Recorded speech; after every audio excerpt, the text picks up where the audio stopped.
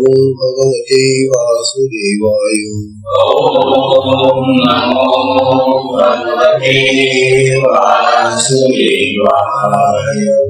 ओम नमो भगवते वासुदेवाय।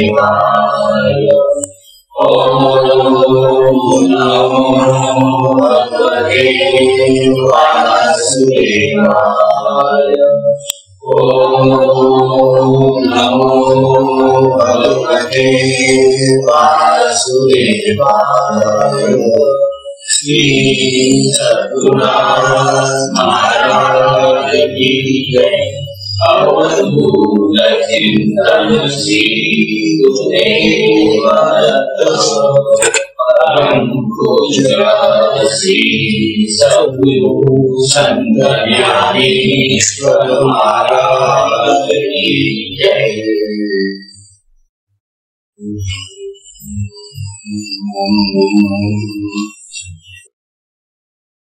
परम पूजनीय श्री सद्गुरु संत ज्ञानेश्वर महाराज साधकांचे मायबाप बालयोगी आणि भगवान विष्णूंचे अवतार असलेले ज्ञानोबा यांचा श्री अमृतानुभव तथा अनुभवामृत नावाचा ग्रंथ आपण पाहतो। या ग्रंथाचं जे पहिलं प्रकरण आहे शिवशक्ती समावेशन नावाचं ते आता समारोपाला आलेलं आहे। जवळ 1 महिना झाला। 1 महिन्यापासून हे प्रकरण आपलं सुरू आहे आणि या प्रकरणामध्ये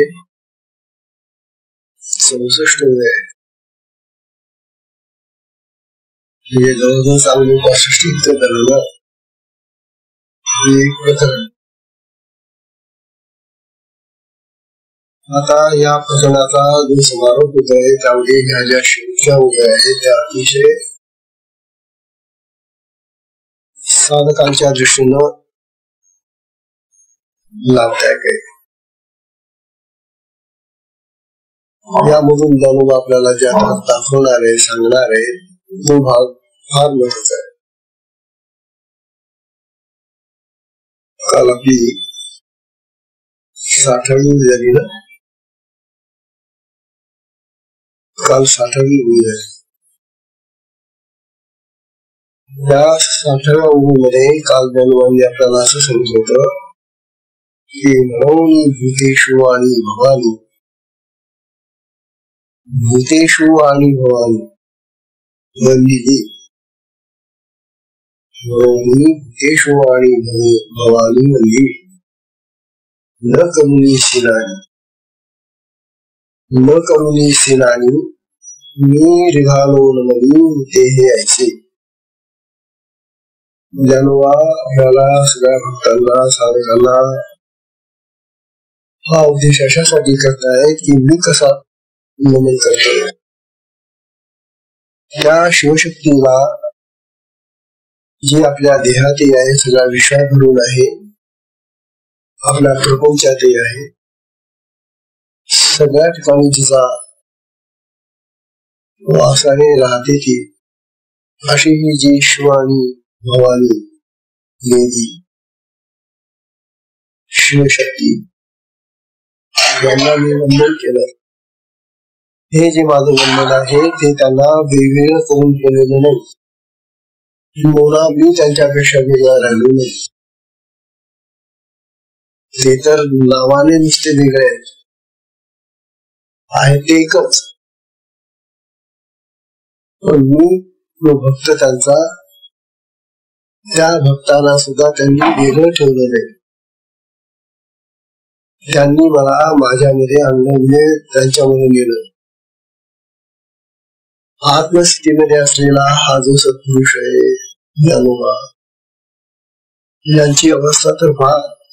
ते म्हणतात मी त्यांना वेगळंही केलं नाही आणि मी त्यांच्यापासून वेगळा झालो नाही, आणि असं मी त्यांना वंदन केलंय।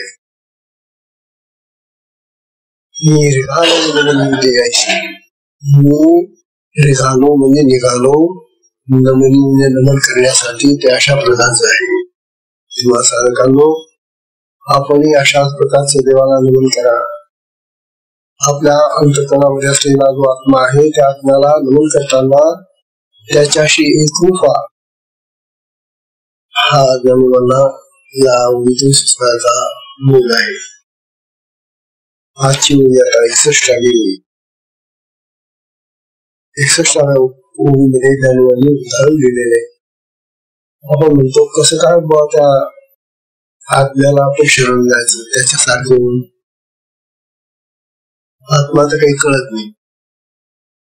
आत्मा नाम रूप वर्ण आकार सगळ्या बाबतीमध्ये फारच भिन्न आहे, वेगळा आहे, काहीच कळत नाही तो. मग अशा आत्म्याशी एकरूप कसं व्हायचं म्हणून ज्ञानोबा तुम्ही कसे जाणावं. तर ज्ञानोबांनी आपल्याला आता या पुढच्या ओळीमध्ये एक दृष्टांत दिलेला आहे आणि त्या दृष्टांताच्या द्वारे ते आपल्याला समजून सांगतायत की बा असं व्हा. कसं होता येईल आपल्याला त्या आज्ञाशी अशा पद्धतीने होते सांगते.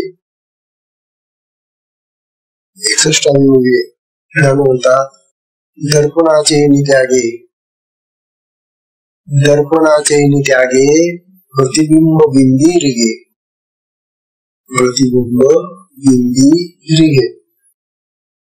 हा बुली तरंगे वायूचा ठेला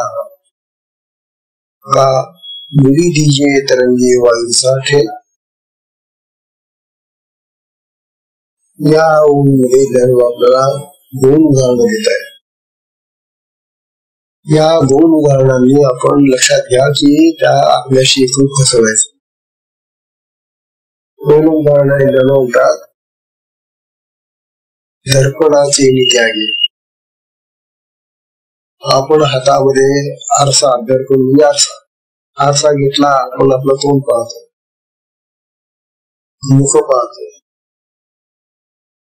हा आरसा टाकून दिला, बाजूला केला की आपण त्यामध्ये जे आपलं मुख पाहत होतो ते प्रतिबिंब आहे आणि हे प्रतिबिंब या मुखाचं आहे, याला बिंब म्हणतात.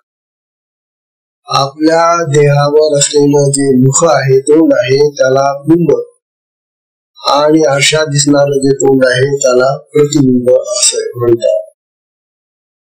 आता हे प्रतिबिंब आपल्याला केव्हा दिसतंय? आपल्या हातामध्ये आपण आरसा घेऊन पाहत आहोत तेव्हा. हा आरसा जर आपण टाकून दिला, बाजूला केला, तर मग त्या आरशातलं जे प्रतिबिंब दिसत होतं ते कुठे गेलं? म्हणतात हे आपल्या या बिंबामध्ये गेलं, या मुखामध्ये गेलं ते, कारण तिथून ते आलेलं होतं आणि तिथं ते परत जात. त्या मुखाची छाया त्या आरशात आहे. बिंब आणि प्रतिबिंब हा जो प्रकार आहे, प्रतिबिंब म्हणजे त्या मुखाचा दुसरा एक आकार, तो भासमान आहे, खरा नव्हे. असा हा जो भासमान आकार आपल्याला त्या आरशामध्ये दिसला आणि तो आरसा काढून घेतल्याबरोबर तो आकार नष्ट झाला आणि शेवटी आपलं मुखच राहिलं वेगळे. हे जे आरशाच्या निमित्ताने आलेलं द्वैत होत, 2 मुख, एक आरशात दिसणार आणि एक आपल्या ठिकाणी असणार आहे, ही जी 2 मुख, हे जे द्वैत होत, हे द्वैत कशाने गेलं? आरशाने. आरसा काढून घेतल्याबरोबर आपली 2 तोंड दिसेल का? मग आपल्याला सांगून राहिले की तसं त्या आज्ञामध्ये जाताना आपल्या ज्या उपाधी आहेत त्यांचा त्याग करावा लागतो. जसा आरसा ही उपाधी आहे आणि या उपाधीच्या योगाने आपल्याला 2 तोंड दिसली होती, तो आरसा बाजूला केल्याबरोबर ते बिंब नाहीसं झालं आणि आपले जे मुख आहे ते झालं.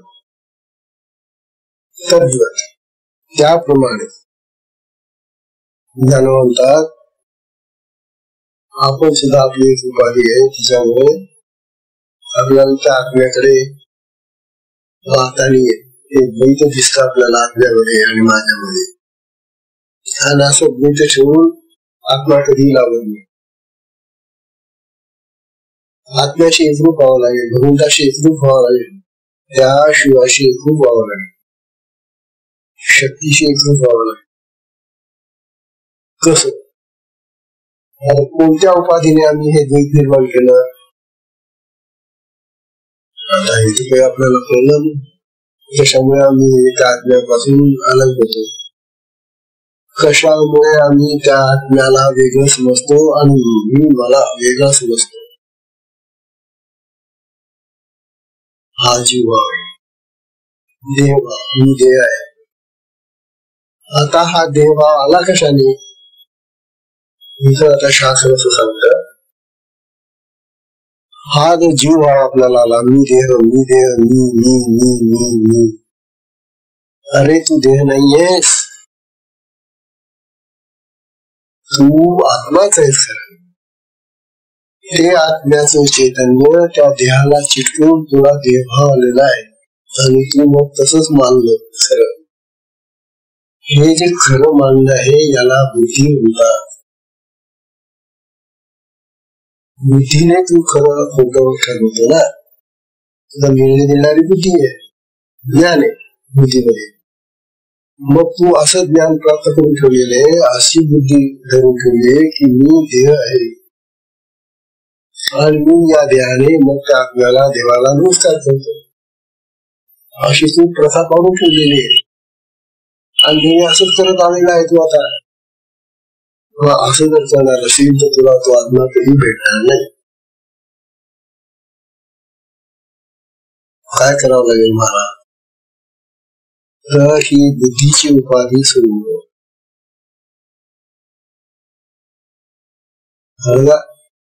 जीव भाव तर काही तुटत नाही. जीव भाव आलेला आहे तो बुद्धीमुळे, त्यांना पक्की समजूत झाली आहे. तर ही जी बुद्धी आहे, ही बुद्धी आमची देहभावाला रूप द्यायला खरं मानते आणि त्यामुळे ही बुद्धीची जी उपाधी आम्ही घेऊन पाहतोय आपल्याकडे, आम्हाला भेटला.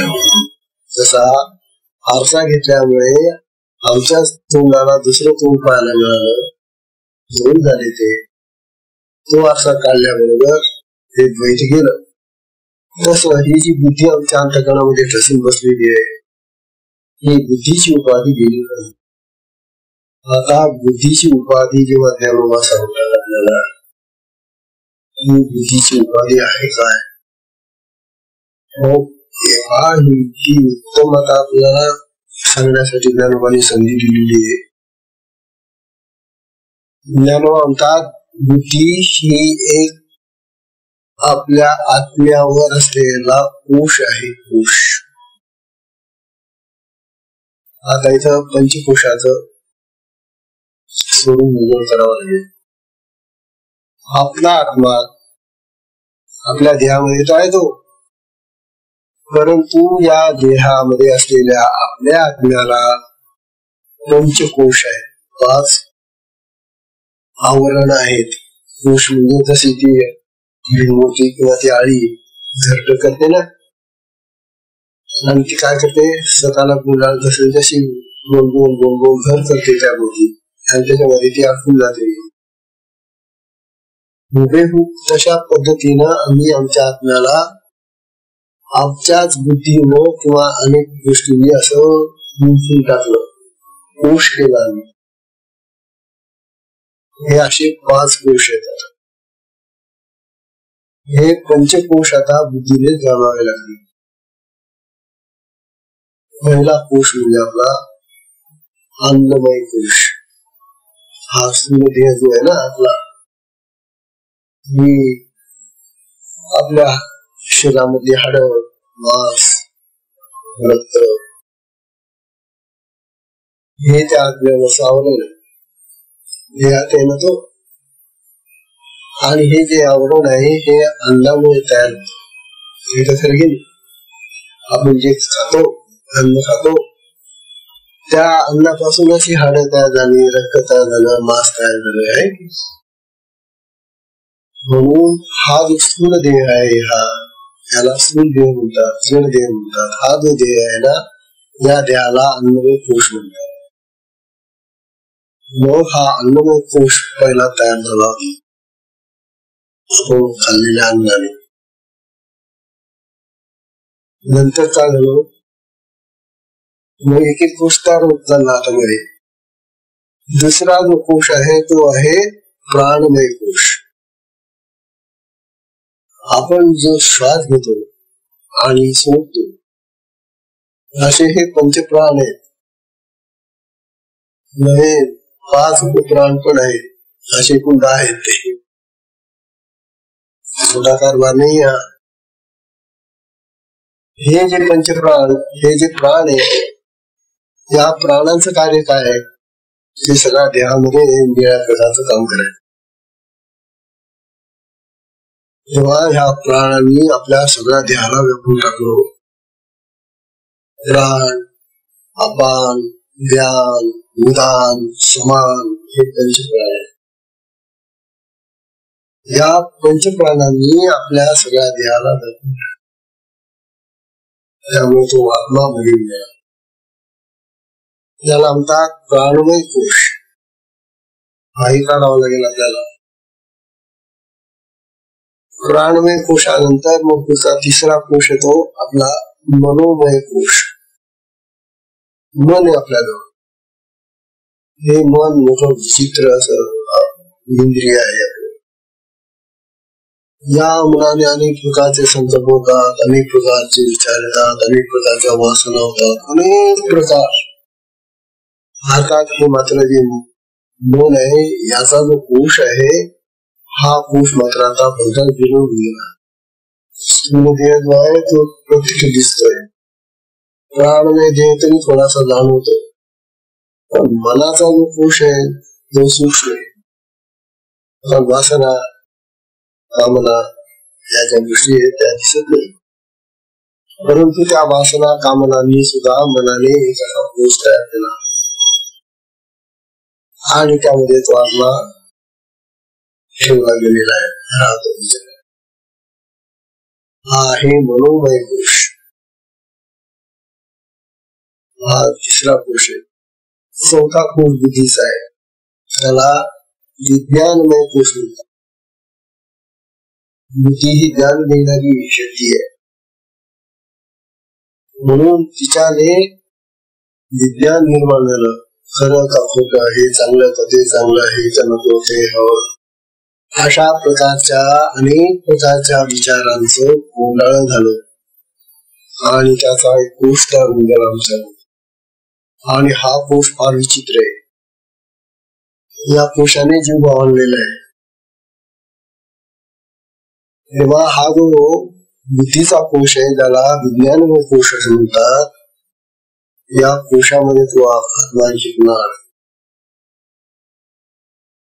4 झाले, आता 5वा कोश. हा जो 5वा कोश आहे तो आहे आनंदमय कोश. आपल्याला जे सुख होतं, आपल्याला जो आनंद वाटतो, आपल्याला जे हवंसं वाटतं, नको तसं, ज्याच्यामुळे आनंदाची निर्मिती होते, त्या आनंदाच्या निर्मितीमध्ये आपण एक प्रकारचा कोश तयार करून घेतो. हेच चांगलं कसं, याच्यापेक्षा दुसरं चांगलं नाही, असा हा जो ग्रह आम्ही तयार करून घेतो आणि त्यामध्ये राहू इच्छितो, त्याला म्हणतात आनंदमय कोश. तेव्हा हे पंचकोश आहेत बघा. हा सूर्यदेह अन्नमय कोश, त्याच्यामध्ये दुसरा त्याला लागून असलेला प्राणमय कोश, त्याच्यामध्ये तिसरा लागून असलेला मनोमय कोश, त्याच्या लागून असलेला बुद्धीचा विज्ञानमय कोश आणि त्याच्या आत असलेला आनंदमय कोश. या पंचकोशांच्या आवरणामध्ये आत्मा अडकून पडला विचार. म्हणतात हे कोश तुम्हाला काढावे लागतील. जर ती मोठी पायरी न हो, तो जो आत्मा आहे तो जो आत बसलेला आहे विचारा, त्याला तुम्ही इतकी आवरण चढवली की त्या आवरणांनी तो आता झाकला गेलेला आहे. कसा दिसेल तो, कसं काय बंधन करेल त्याला, कसा दिसेल तो, कसा प्रगट होईल तो, इतका झाकून टाकलाय पंचकोशांनी त्याला, त्या विचाराला अडकून पडलेला आहे. म्हणतात जसा तो आरसा बाजूला केला, आरसा बाजूला केल्याबरोबर ते जे दुसरं दुःख होतं ते नाहीसं झालं, त्याप्रमाणे हा जो द्वैत भाव आलेला आमच्यामध्ये आणि आपल्यामध्ये, मी जीव आहे, हे विषय आहे, मी आहे, मी आणि तो आत्मा, यांच्यामध्ये हा जो भेद निर्माण झालेला आहे, हा भेद निर्माण झालेला भेद मला हे पंचभूत बाजूला आठवलं.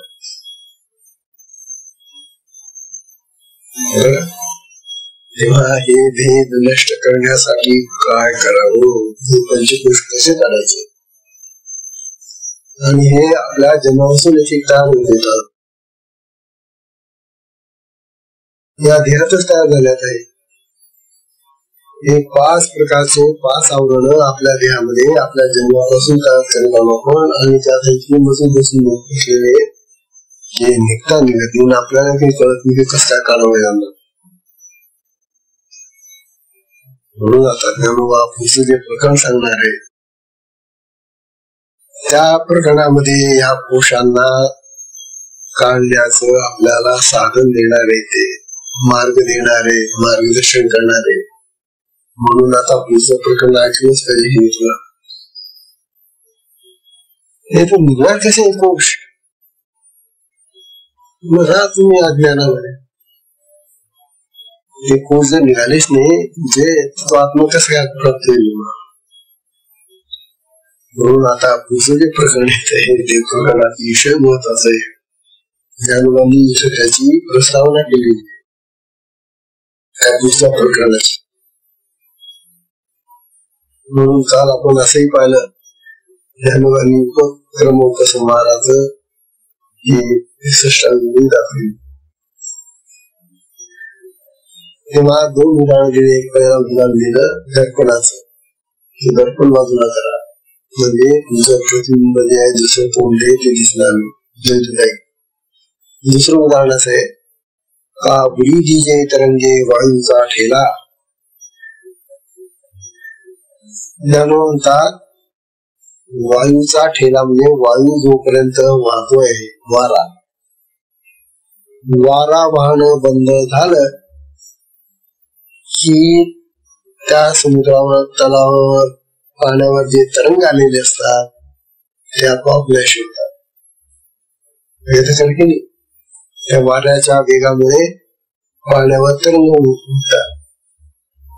तेव्हा हे जे पाण्यावरचे तरंग आहेत, लाटा आहेत, वर काय दिसतंय आपल्याला तसे हे जे तरंग आहेत पाण्याचे, ते पाण्याचे तरंग वारा थांबला ठेला हे आपोआप बुडून जातात पाण्यामध्ये, नाहीशी होतात. पाण्याचे तरंग पाण्यामध्ये जातात. इथं हा वारा बोलता सांगतात हा आहे प्राणमय कोश.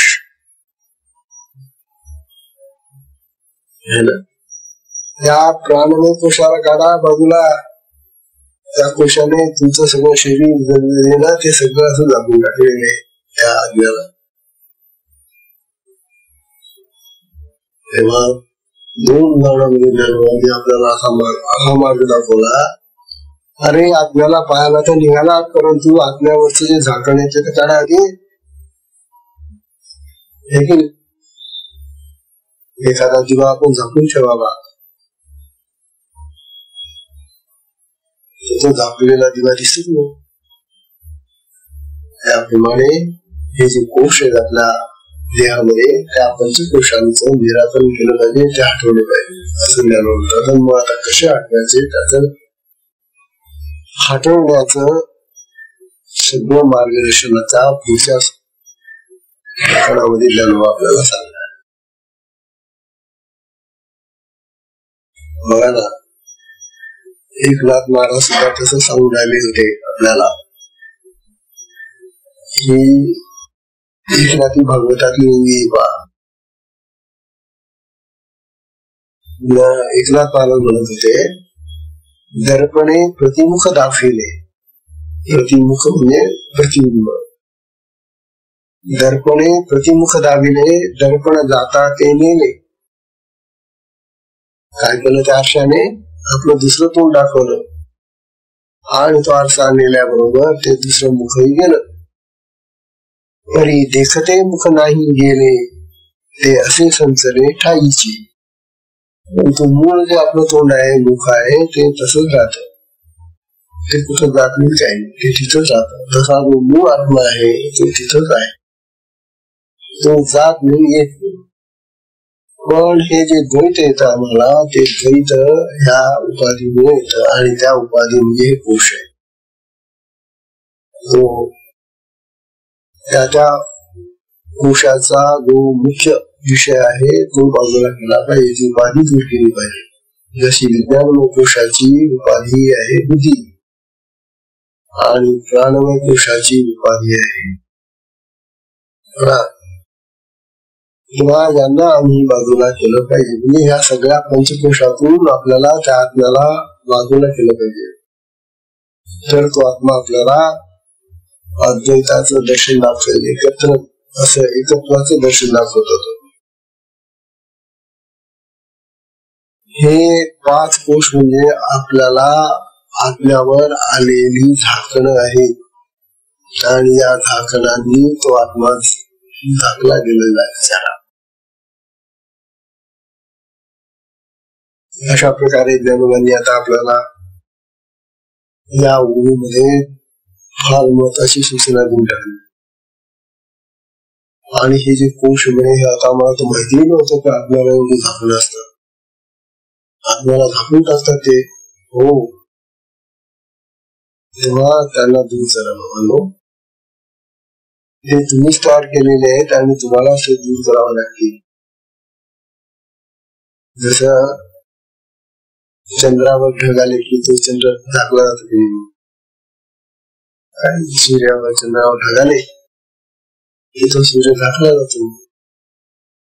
ते ढग गेले की तो पुन्हा प्रगट होतो. तसे आपल्या या आत्मरूपी सूर्यावर चंद्रावर म्हणा हे पुरुषांचे ढग आलेले आणि हे ढग जायला पाहिजे. कशी घालायची तेव्हा पाहू आपण. पुढची ओळी येते 62वी ओळी. या 62व्या ओळीमध्ये ज्ञानोबा हे सांगताय उदाहरणाने, ना तरी नीद जात ठेवो. का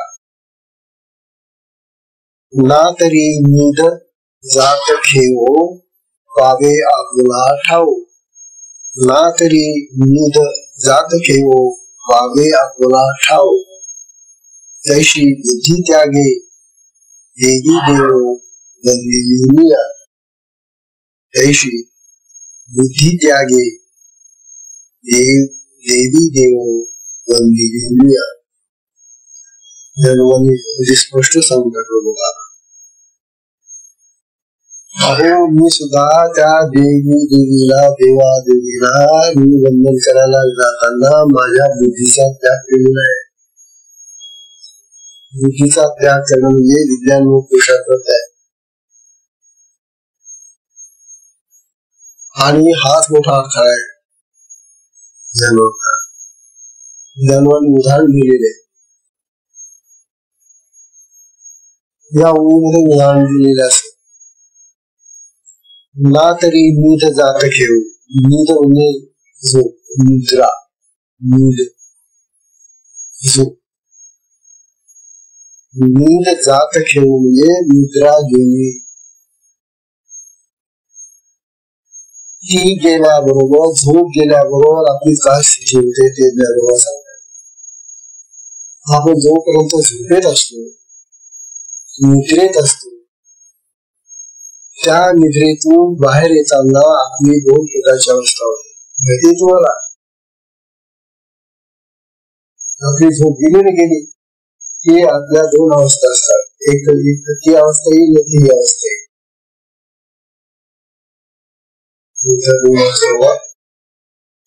झोप घेतो आणि झोपेतून जागे होतो. मग जागे झाल्यानंतर आपल्याला कोणत्या अवस्था येतात? ज्ञानवंतात दोन अवस्था येतात, एक नाही दोन. जागृती एक अवस्था आहे, पण आणखी एक अवस्था आहे ती मोकळ होऊन जाते, ती कोणती? झोपेमध्ये स्वप्नावस्था. झोपेमध्ये स्वप्न दिसत ना. आपण जेव्हा गाढ झोपेत असतो त्याच वेळेला त्या निद्रेच एक दुसरं वेगळं रूप असतं, जागृती सारखंच असतं. जागृती नाही, पण मूलभूत जागृती आहे. जसं जागृतीमध्ये चित्र दिसतं असेल, जग दिसतो हे दिसतं तसं त्या स्वप्नामध्ये सुद्धा एक वेगळंच दिसतं आपल्याला. म्हणून स्वप्नावस्था दिसते, निद्रेतून जागा झाले की बाहेर आले की, किंवा जागृती, हे अशा दोन अवस्था आहेत. समजलेलं आपल्याला. ना तरी नींद जाते खेळू पागे आपला ठाव. तेव्हा आपला ठावा म्हणजे आपलं ठिकाण प्राप्त करण्यासाठी आपल्याला झोपेतून बाहेर आल्यानंतर आपलं ठिकाण सापडलं पाहिजे. तेव्हा त्या आपल्या स्वरूपाला प्राप्त होण्यासाठी ही जी अज्ञानरूपी निद्रा आहे, आता इथं निद्रा आहे, त्या निद्रेला ज्ञानोबा अज्ञानरूपी निद्रा किंवा पंचकोश वृत्ती आवरणाची निद्रा असं म्हणतात. ही जी निद्रा आहे ही अज्ञानाची निद्रा जायला पाहिजे. अज्ञान गेल्याशिवाय आत्मज्ञान होत नाही. नुसतं ज्ञान नाही, ज्ञानाचंही आणखी जो खरा ज्ञानाचा अर्थ आहे तो आत्मज्ञान, हे ज्ञान प्राप्त व्हायला पाहिजे. अज्ञान जाऊन आत्मज्ञानाची जागृती यायला पाहिजे. आत्मज्ञान झाल्याशिवाय आत्मा कळणार नाही, भेटणार नाही. ना तरी नीट जात खेळ शिवणी भेटत. निद्रा गेल्यानंतर आपल्याला भेटत, काय भेटत? आपला ठाव, आपलं ठाव ठिकाण भेटत, म्हणजे आपण जागृतीत येतो.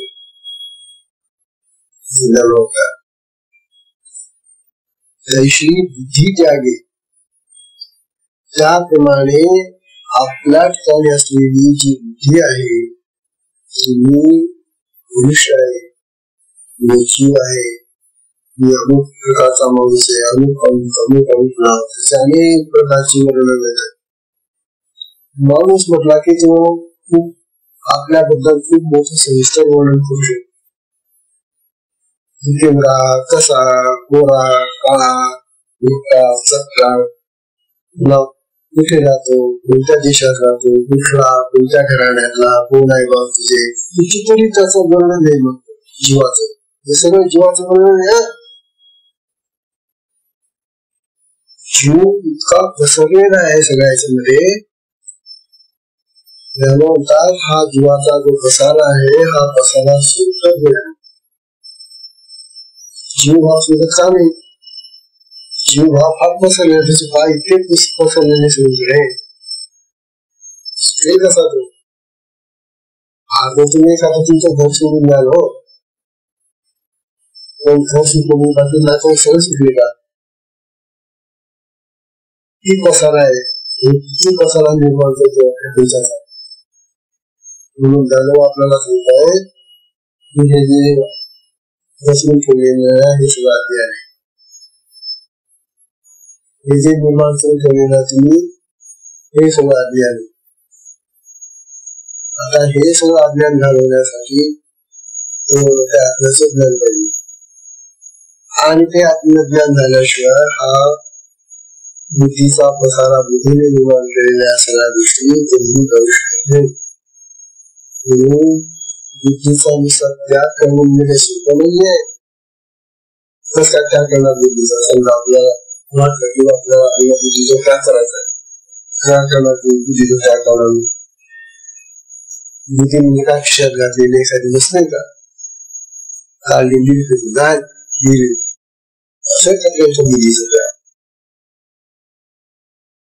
बुद्धी त्यागासाठी विज्ञान व कोश हटवण्यासाठी काय करावं लागेल ते आता पुढच्या प्रकरणात सांगू. आलं की नाही आता पुढचं प्रकरण ऐकलं. या पुढच्या प्रकरणामध्ये आता ज्ञानोबा आपल्याला तो मार्ग दाखवला आहे. म्हणून ज्ञानोबात मी सुद्धा बुद्धीचा त्याग केला आणि बुद्धीच्या त्यागानेच मला हे वंदन करता आलं.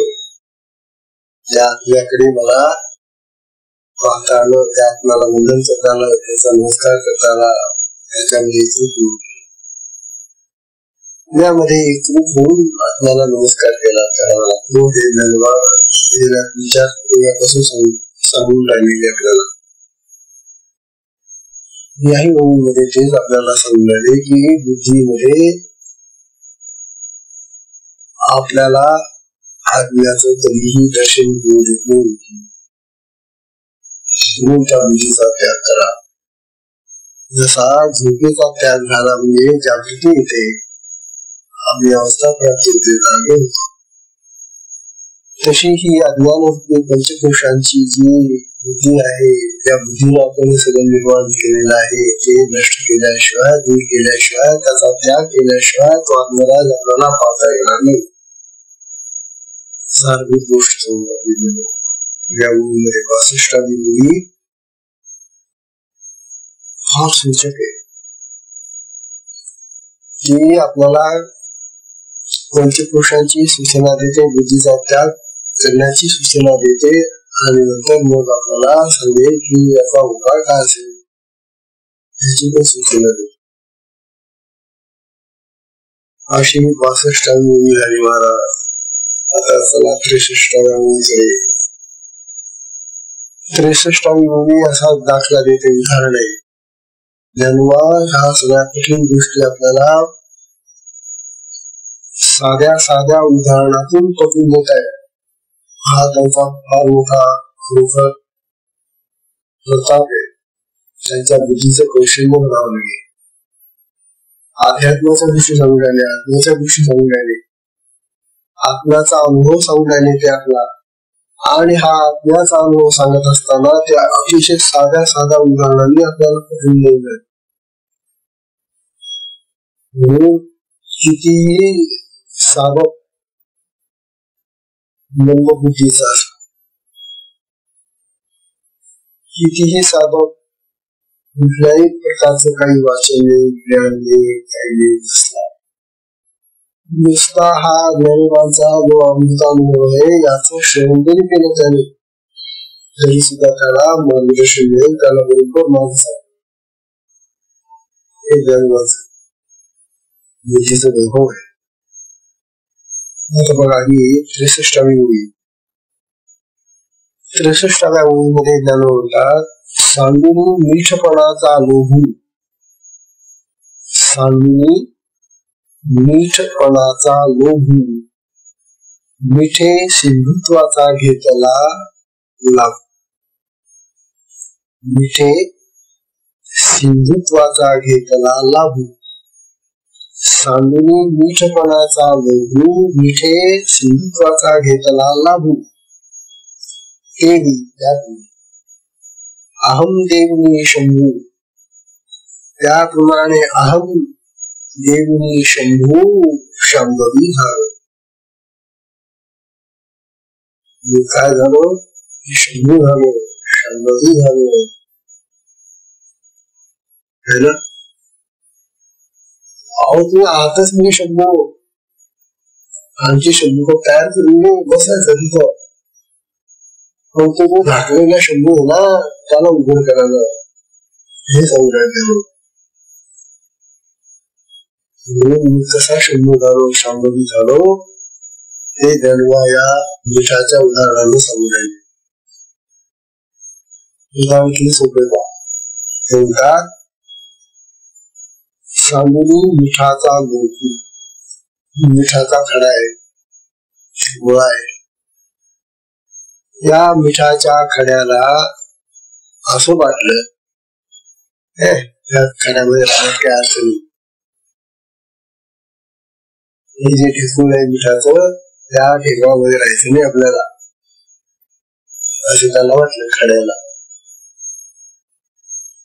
आपल्यालाही वाटलं पाहिजे हा खडा आहे ना, या खड्यामध्ये नाही राहायचं आता आम्हाला. हो बापरे, काय करायचं. म्हणतात त्या मिठाच्या खड्याला वाटलं की आपल्याला हा खडा, हा जो लोभ आहे आपल्याला खड्यामध्ये राहण्याचा, तो सोडला पाहिजे. अहो ज्ञानोबा सांगतात, स्वामीने मीठपणाचा लोभ सोडला पाहिजे. मग त्या मिठाने काय केलं, मिठे सिंधुत्वाचा घेतला लाभ. सिंधुत्व म्हणजे सागर, समुद्र. त्या समुद्राचा लाभ घेतला त्यांनी, फायदा घेतला. आपल्याला जर हा मीठपणा नको असेल, हा खडेपणा किंवा हे दगड किंवा गोळा नको असेल, तर आपण त्या सागराची भेट घ्यायला पाहिजे, सागरामध्ये जायला पाहिजे. हे तिथूनच निर्माण झालेले, तिथं जायला पाहिजे ना. आपण जिथून निर्माण झाले तिथे जातो का, असं तिथं जायला पाहिजे. आपली धडपड तिथं जायची नाहीये. असं जिथून आपण आलो आहोत तिथं जाण्याची आपली धडपड पाहिजे. त्या मिठासाठी पण आपल्याला धडपड आवडत नाही. तेव्हा ते मीठ काय करतं, त्या समुद्राकडे गेलं, त्याचा लाभ घेतला त्यांनी, बरं का. आणि मग काय झालं त्या मिठाचं, ते मीठ होऊन राहिलंच नाही, ते समुद्राचं पाणी होऊन गेलं.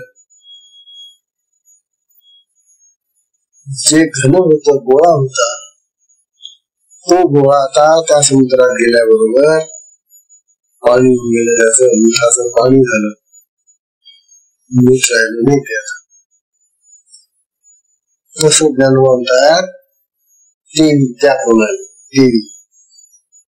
त्याप्रमाणे अहम देवी, आज माझा अहंकार मिठाचा खडा आहे. मी कोण, मी माणूस, मी अमुक, मी ठमुक. हा जो अहम भाव आहे, अहंकार आहे, गर्व आहे, ताठा आहे, हा हा मीपणाचा मिठाचा खडा. मिठामध्ये मीपणामध्ये किती साम्य आहे ना. मिठामध्ये मी आहे आणि माझ्या मी मध्ये मी आहे. अरे वा, काय साम्य जमलो. तेव्हा मीठ तेरी अहम देऊन जाणवतात की माझा अहंकार रूपी हा खडा झोपून गेला. अहम देऊन आणि काय बनलो मग मी, शंभू. अहम भाव गेला रे गेला, आपला जीव भाव गेला रे गेला की तुम्ही शिवच आहात. आत्मा आहे की नाही आपल्या देहात, आहेच नाही. मग आत्मा असताना हा नवीन असा मी कवर तयार केला तुम्ही, अहंकाराचा, अभिमानाचा, आपला गर्व, हा खडा बाजूला कवर केला तुम्ही. हा खडा जेव्हा त्या मूळ अशा प्रवाहातील त्यावेळेला तो नाहीसच व्हायला पाहिजे. दररोज आपल्याला त्या भगवंताशी आपल्याला शंभू व्हायचंय का, तुम्ही शंभू आहातच. व्हायचं म्हणजे आणखी काही नवीन व्हायचं नाहीये. पण जे कुठं चढलेले आहेत ना, हे जे पोष आलेले आहेत ना, ते झुकले गेले, ते नाही शिवाय. ते पोष नाही केले नाही केले की तुम्ही शंभूच आहात, तुम्ही तो शिवच आहात, तुम्ही तो आत्मा आहातच. तुम्हाला आत्मा होण्यासाठी आणखी काही करायचं नाहीये. फक्त हे जे आवरण आलेले आहे ना, हे आवरण करायचं. तसं करायचं. थोडे पोषले, 5 पोषले, आणि या पंचकोशांना बाजूला हटवून आपल्याला त्या सागरामध्ये गेली जायचं. त्या आत्मसागरामध्ये, त्या चैतन्याच्या सागरामध्ये आपल्याला बोलायचे. हा चैतन्याचा सागर आहे, आत्मसागर नाही. किंवा चैतन्य पसरलेलं. त्या चैतन्याच्या सागरामध्ये एकदा का डुबकी मारली तुम्ही,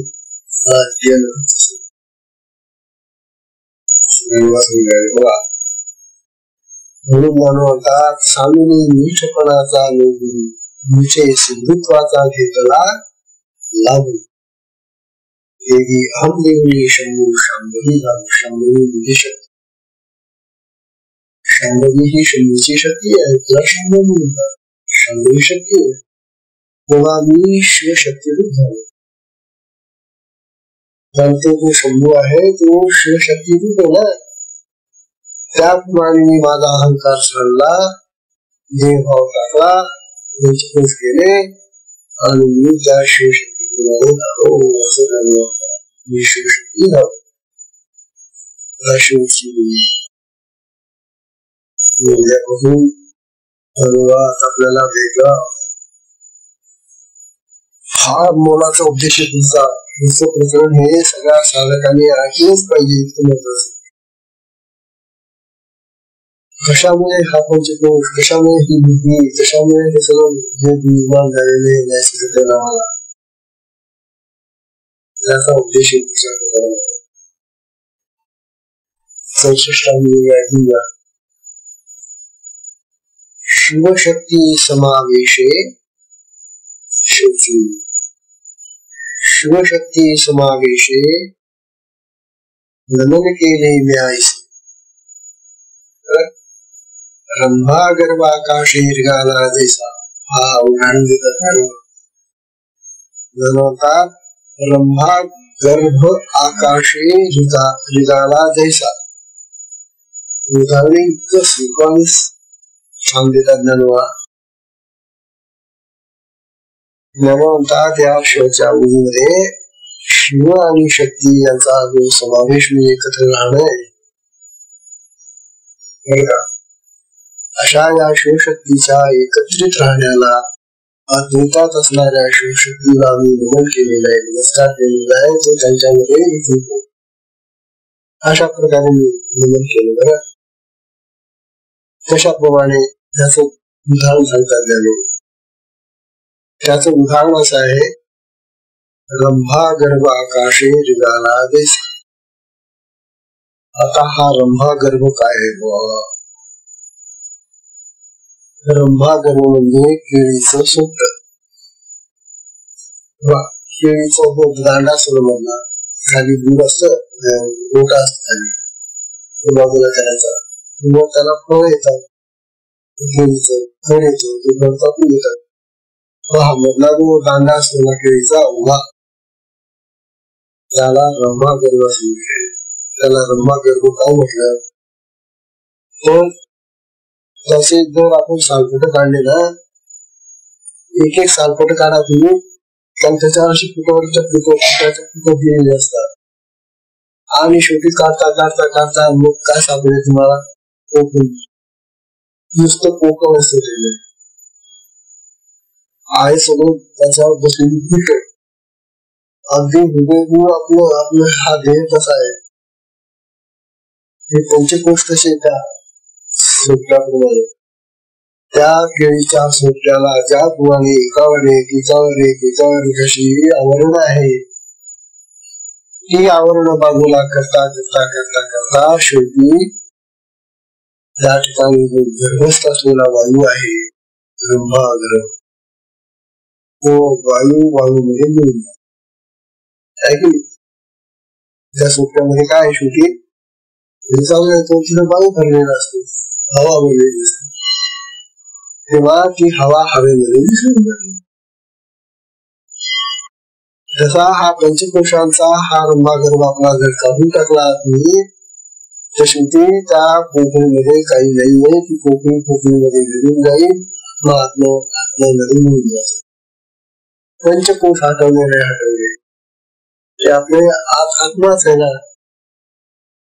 मग हा आत्मा आणि ज्या आत्म्यामध्ये आपल्याला नमन करायचंय तो आत्मा वेगळा नाहीये. हे असं जे आहे त्याला मी नमन केलं, माझं नमन असं झालं बरं, असं ज्ञान होईल. बाबा तुम्ही त्या केळीच्या सुटल्याचे सारखं काढले, सोपं येते, पण आमच्या या आत्म्याच्या मूर्ती बसलेली जी सालपत आहे कशी कशी काढायची ती, त्याचं मार्गदर्शन पुढच्या समाज पुढच्या पुस्तकात आहे.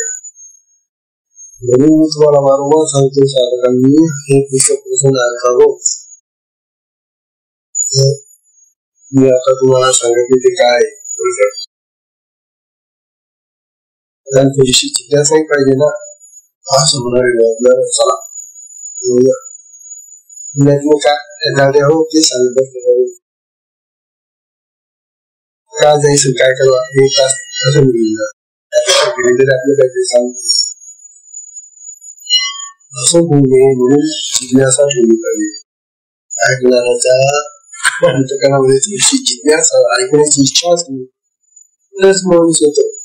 आणि त्याला जर वाटलं जाऊ द्या काय नाही त्याला तेच ते सांगत राहतात, असं जर असलं तर मग त्याला इच्छा होईल. उद्याला आता नवीन प्रकरण सुरू होते, प्रथम दिसेल तर त्या प्रकरणाचा प्रारंभ उद्या होईल. असं सगळ्या सुंदरी संदेशी आहे. एक महिना एक प्रकरण चाललं काय आहे ते उद्या. हरिओम.